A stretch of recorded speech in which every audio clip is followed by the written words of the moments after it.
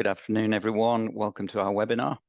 We've got a packed agenda. So I am Martin Frey, Head of Strategy and Disclosures at ThinkStep, based in the Auckland office. I will kick off with a welcome and setting the scene.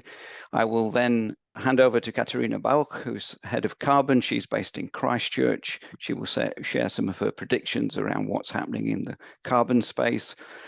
Also based in Christchurch, Jim Goddin, our Head of Circular Economy, will talk about circularity predictions for 2025.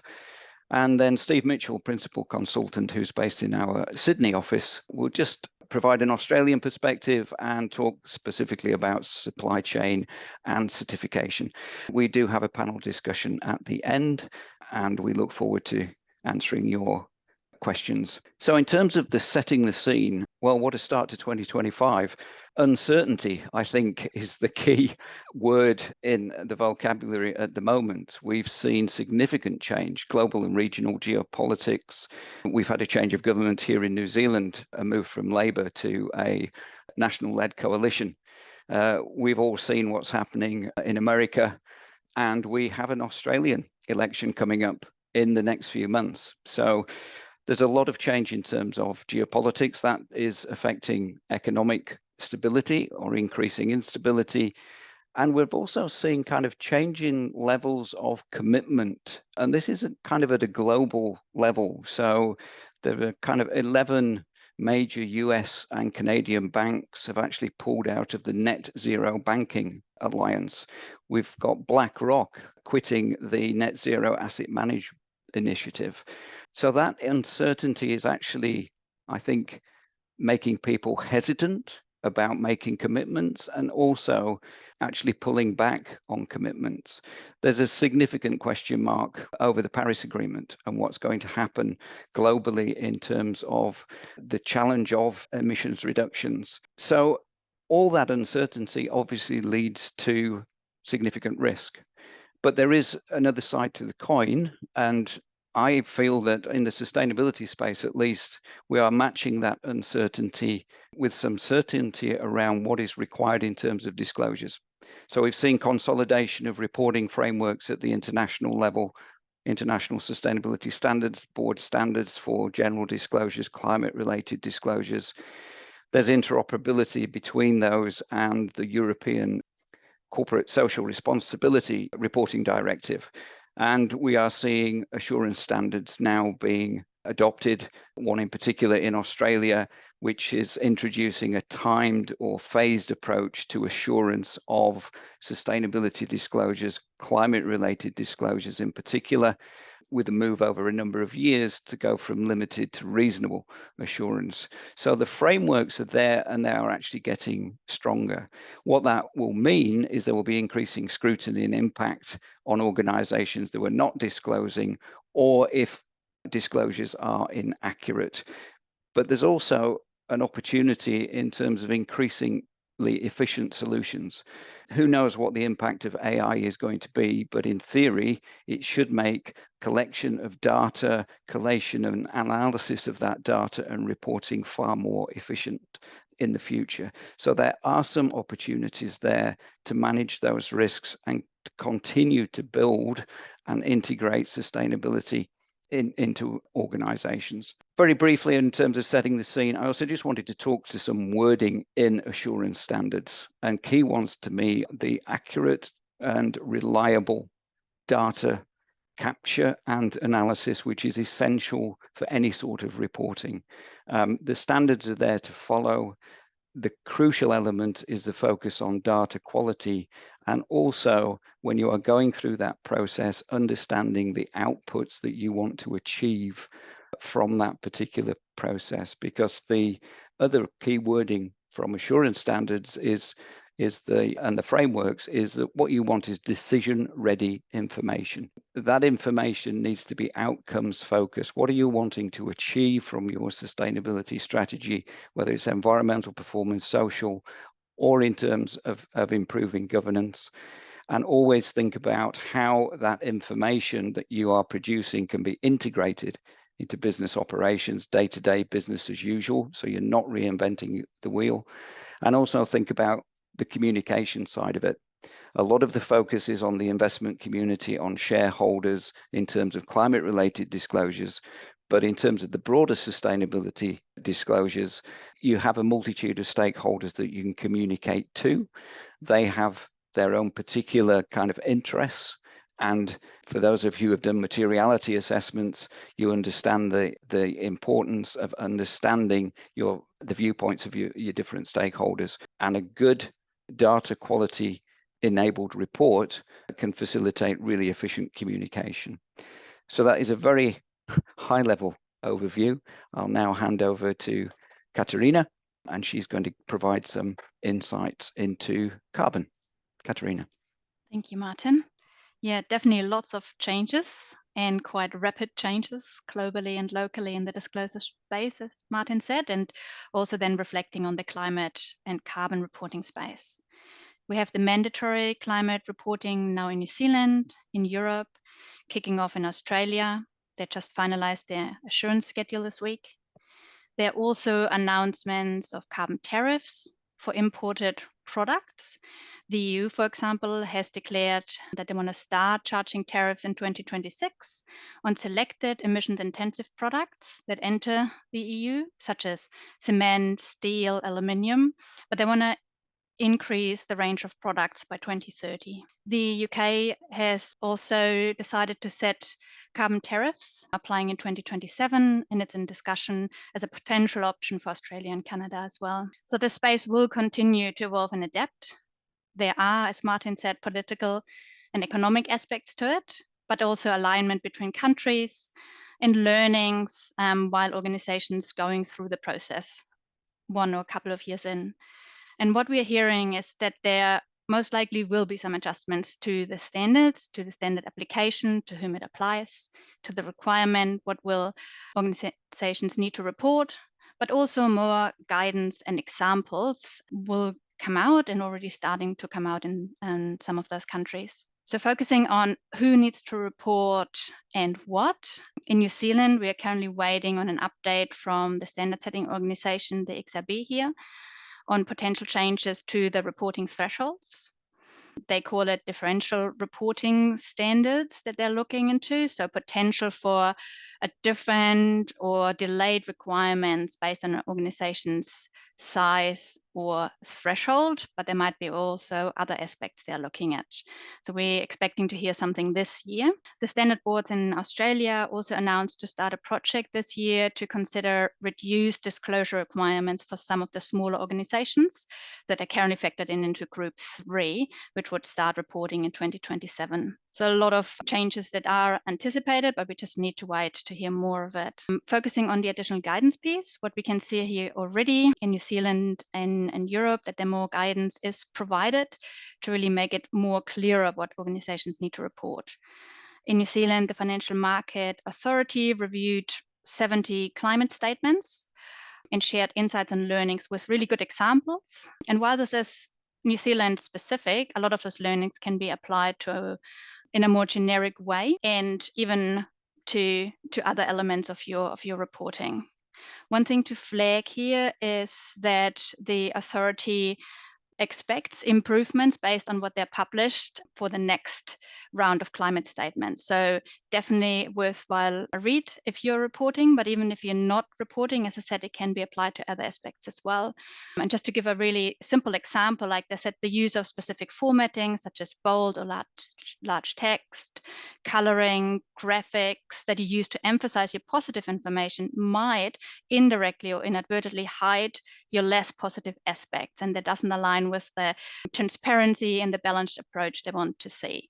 Something that the organization using that possibly not even intended, but it's just really good learnings from that one as well. And with the move towards mandatory reporting, public disclosures, related risks to that, discussion about direct responsibility, there is also an increased involvement that we're seeing in the board, director, or C-level, focusing on those elements of the business. And really having a well-documented due diligence approach, showing how you gather the data, how you analyze them, how you assess the data, define your materiality, communicated will really support reducing that risk and make it easier for your board and directors to sign off on it, same as for your auditors. And it will also help you next year to go through the process faster. So this covers or leads over to the second element that I want to cover is what can your organization do now to prepare for it? First step, it is important to understand what regulations apply to you. If you are a direct reporting company, you know your size, your threshold. That's probably the easiest to spot here in Australia and New Zealand, but also think about any EU parent subsidiary. Are you importing into the EU? And thinking ahead for the next 3 to 5 years, how do you expect your company to develop? But there's also kind of the indirect group that's affected, sometimes called the trickle-down effect. So by being, for example, a supplier to a large reporting entity, they might turn towards you to refine their data or analyze their risk in their supply chain. And this brings me to my next point. We expect to see, and we also strongly recommend, talking and engaging with your value chain. Talk to your suppliers, see where they are, what they need, any support you could provide, understand what your customers need from you. You might be able to step in and support them and reduce their risk of being part of their transition or adaptation planning, and therefore really enhancing the value that you bring. And this is looking at the stakeholders, but also looking at synergies like over stakeholders to synergies between regulatory requirements or also internal focus areas will become more important to really create operational efficiency and leverage the requirements as a really strategic advantage. So you could, for example, see, is there anything you can leverage for employee engagement or getting better access to finance? Or is there some AI technology that you're currently planning to implement? Is there anything you could utilize for the climate reporting space as well? Another element that we're seeing becomes more and more important and more obvious when companies starting their reporting is data quality and accuracy. Martin mentioned that as well.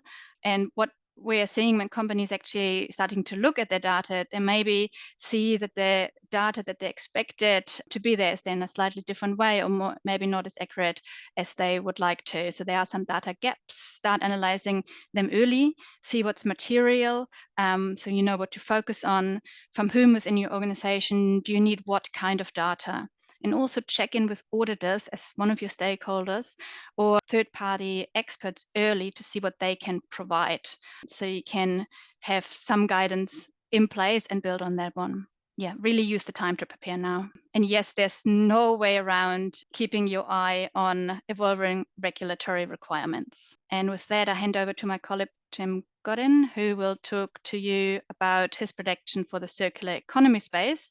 And while listening to him, look out for synergies or keep your eyes on synergies between the carbon space and circularity space. Fantastic. Thanks, Katharina. And there are plenty of synergies. So as Martin mentioned earlier, we're entering a phase of rising geopolitical tensions. This isn't the first time. One of the things that tends to go hand in hand with that is rising concern over access to resources.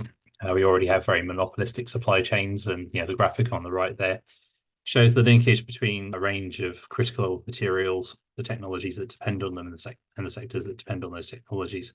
So there are a lot of materials that we use which are in short supply or monopolistic supply, which we're concerned about, and the circular economy is one of the strategies that is being employed, and it has a place in a lot of the critical material strategies that we see coming from Australia, the EU, Japan, and the US, being able to recapture those materials and use them ideally in products through demand-led solutions. So when I talk about demand-led solutions, I'm talking about extending the service life of products through durability, reusing and remanufacturing. And the reason we have a focus on those demand-led solutions for critical materials is because we often lose those materials through recycling. We're less able to mitigate those risks by just recycling those materials. Also, the manufacturing supply chains for a lot of those products are offshore as well. A lot of those materials that we rely on are imported as part of products.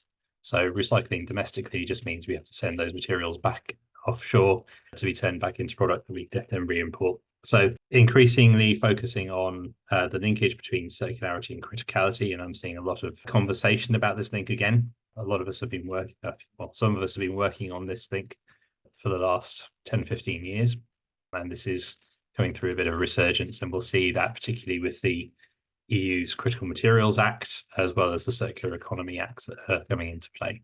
Next. Along with that, we're seeing an increasing recognition of circularity, the ability to quantify the circularity of products. To date, circularity has been a bit of a nice to have. It's one of those things that hasn't really had a strong regulatory pull or a commercial pull. It's one of those things it's a nice addition to quantifying your environmental or carbon impacts. However, there's growing interest in publishing circularity alongside EPDs and LCAs, and you can see on the right there a range of Australasian EPDs that have included the Material Circularity Indicator.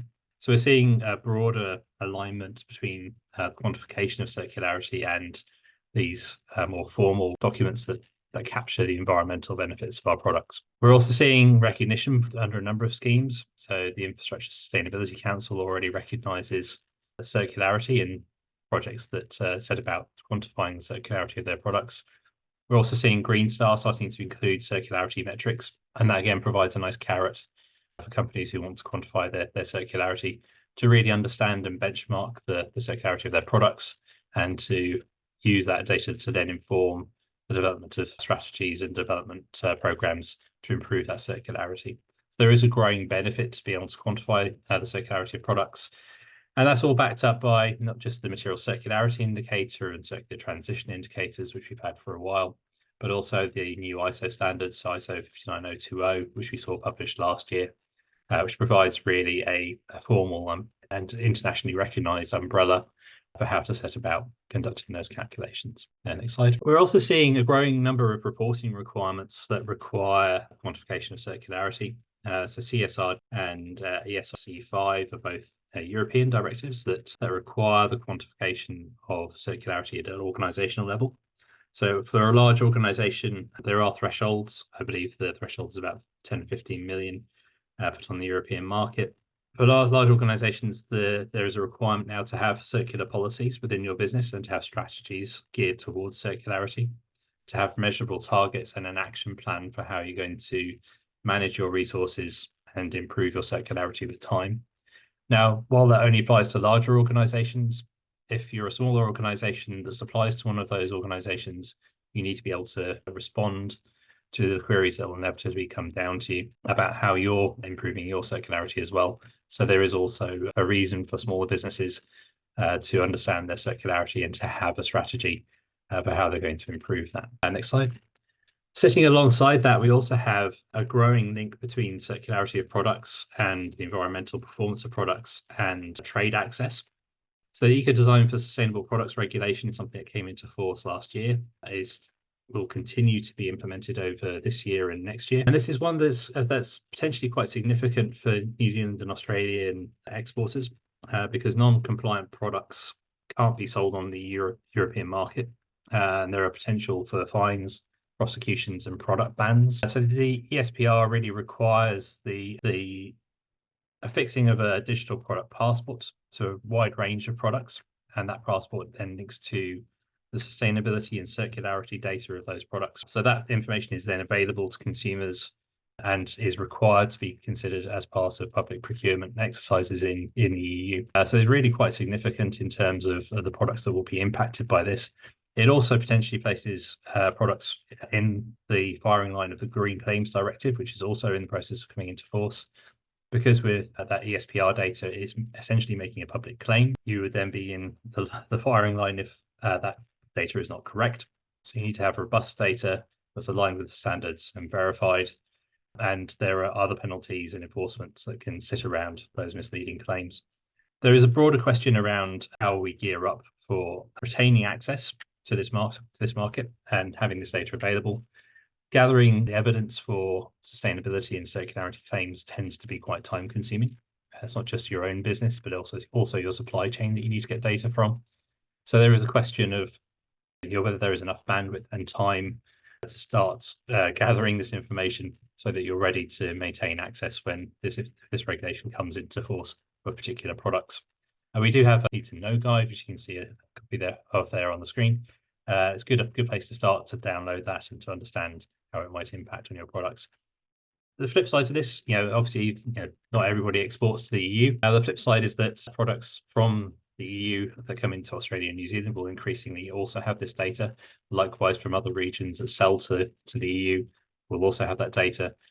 And there's a broader question over whether the availability of that data will start to favour EU imports over domestic products, because that information will then be available to consumers. Next slide. Closer to home, we obviously on the packaging side, we have ANZPAC and APCO targets, and that's sort of self-regulation, I guess, from the industry of its own packaging circularity is continuing to evolve. Packaging recycling is increasing both in Australia and New Zealand, but we're also using more packaging.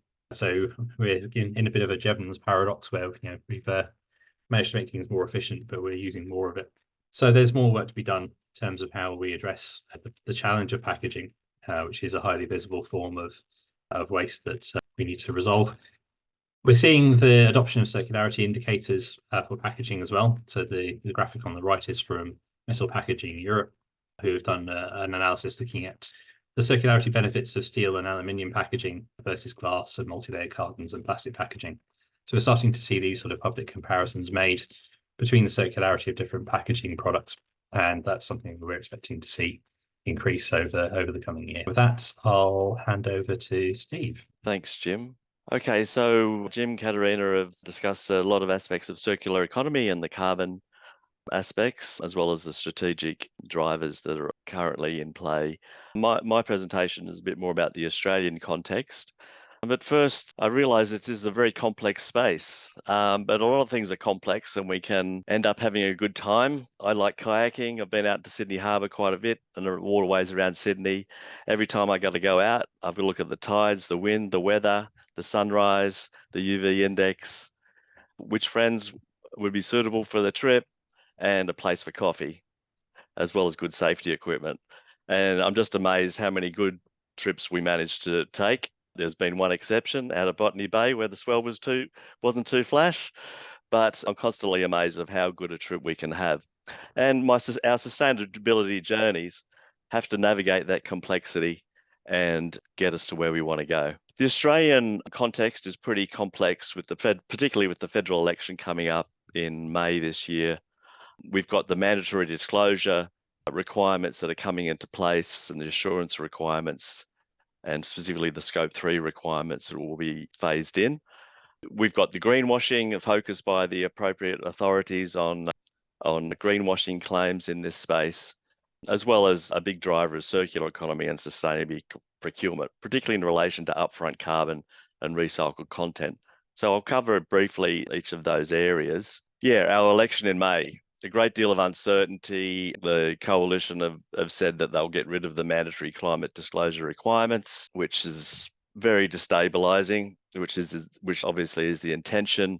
It'll be very hard to unpick a lot of this, I would say. So it may be that they reduce the requirements for smaller companies. However, that's been the position of the coalition and they're looking likely to get into power. So we've got to live with that, but we will be seeing probably a lot more announcements like this. For example, direct action in action, $2 billion for green aluminium. So the government will pay per tonne for aluminium that's produced with renewable energy. And that's meant to underpin investment by the big aluminium producers in Australia, a lot of which is, the vast majority of which is actually exported.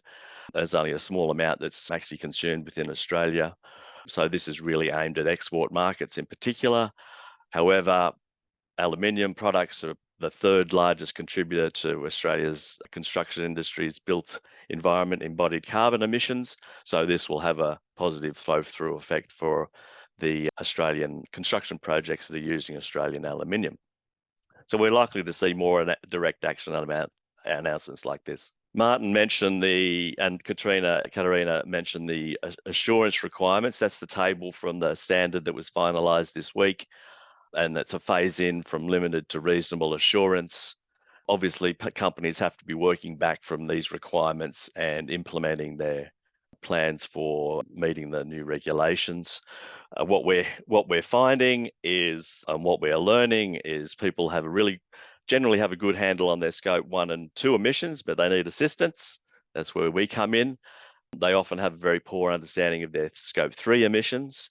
What we're also finding is there is a lot of, particularly in the Scope 3 emissions space, there's a lot of companies trying to do stuff on the cheap, and you really need to focus on your scope 3 emissions. When you're focusing on your scope 3 emissions, which are very broad categories, for example, your purchased goods and services, as well as your downstream impacts, you should really look at a method that helps you baseline your scope 3 emissions and helps you improve them over a period of time.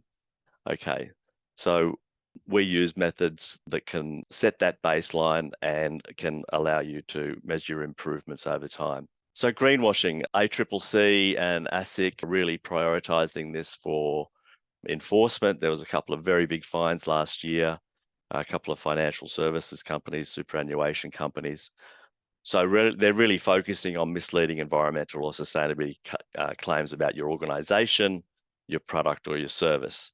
Now, obviously, that's fed through to the climate disclosures and made some people nervous. A lot of people nervous. So that's why I think there's a 2-year exemption from action against misleading claims in that climate disclosure space. But there's a lot of businesses that are making claims that can't be supported, as the ACCC's review found a couple of years ago in a number of takeaway packaging spaces, cosmetic and personal care, for example, food and beverage sectors. A lot of companies are making vague or very unclear claims, and businesses are being legally challenged over those. So really, to minimize risk, which is a very important factor in your business case for sustainability, really understand your supply chain, understand your product's life cycle impacts, gather and assess that data to make up your claims, and be transparent about your journey. Every product, every service has an impact, and you should be open about that.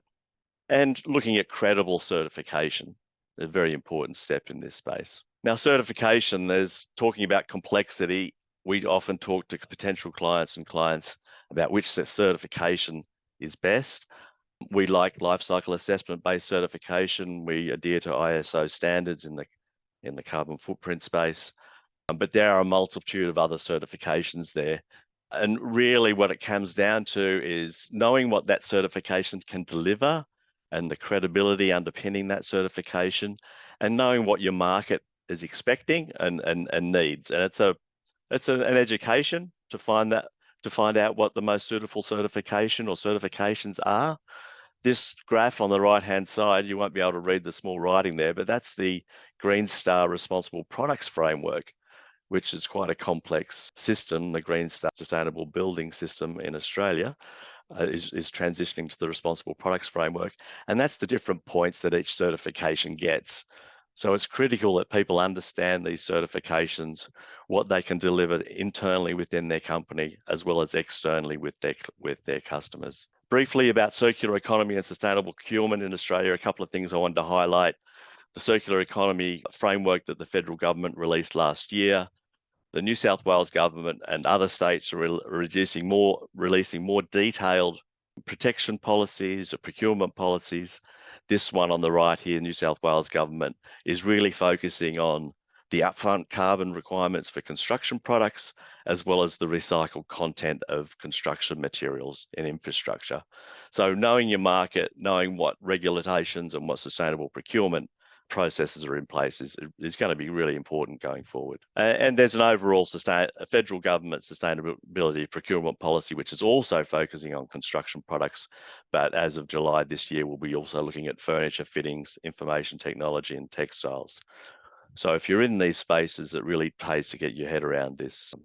Your supply chain, understanding your drivers in your market, looking at what the right certification is for you, and get help when you need it.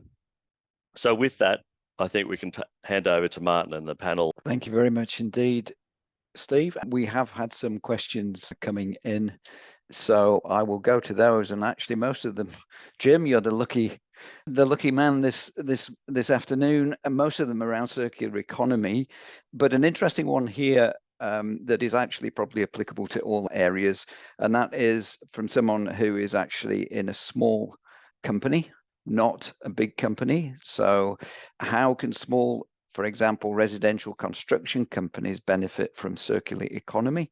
Do you have some advice?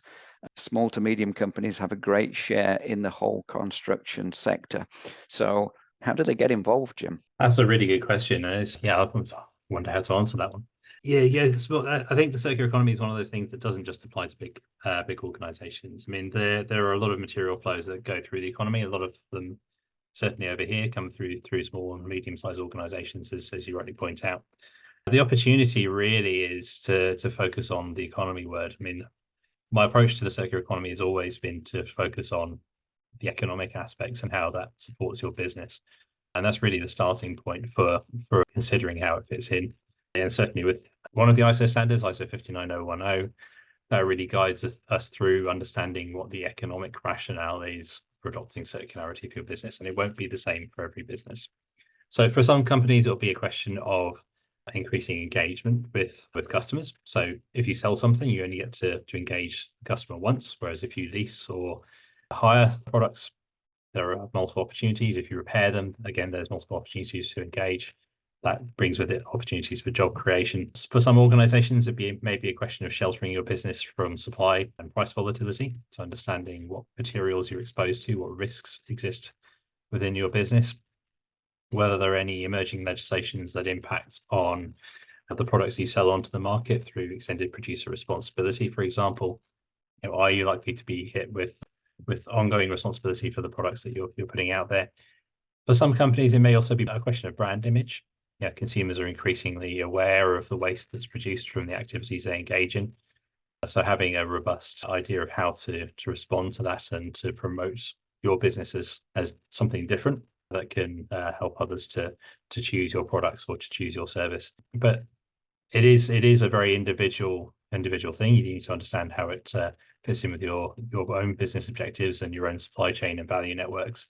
We do tend to take companies through the ISO 59010 process, bringing in circularity metrics to help them understand where the hotspots are and how they can respond. Does anybody else want to respond to that one? Because it does have an impact on carbon as well. I think I can just respond generally, Jim. Obviously, we deal with organizations from startups right up to the large corporates, and I think we've seen a trend actually for the smaller companies to actually reach out for help in the broader sustainability strategy space, and that is increasingly driven by lenders.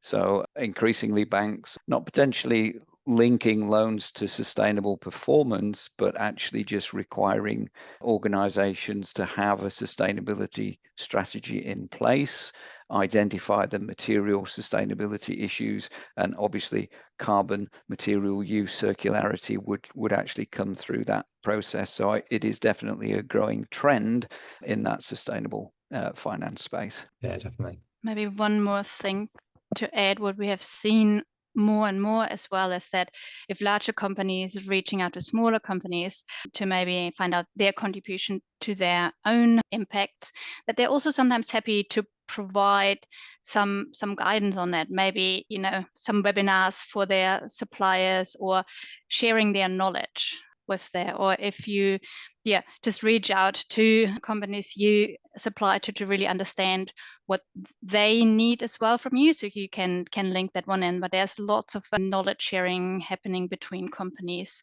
as well, to the degree that they can do it, but definitely knowledge sharing of getting suppliers, because companies want to keep their suppliers, right? And just really getting them up and supporting them to get to that level.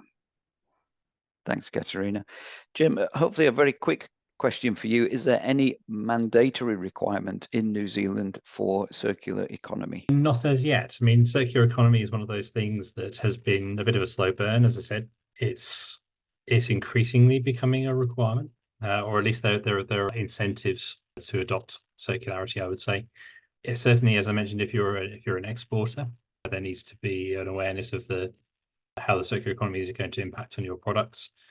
But as I said, the benefits, I think, of circular economy are in the economic aspect. And I think the general consensus is that for a lot of organizations, there should be enough incentive from adopting circular practices for it to be self-motivating.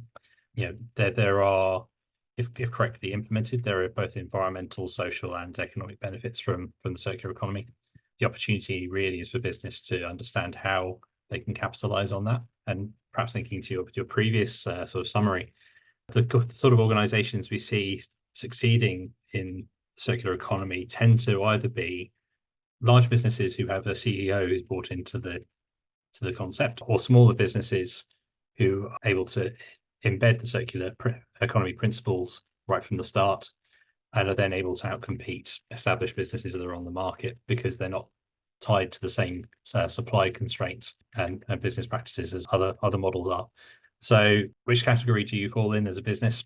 Are you going to be one of those small agile companies that disrupts and steals more of the market share? Are you going to be an established business that either adapts or becomes more and more irrelevant as time goes on? That tends to be the decision. Jim, thank you very much indeed. Look, there are other questions here which we haven't had time to get to. It is 1:45.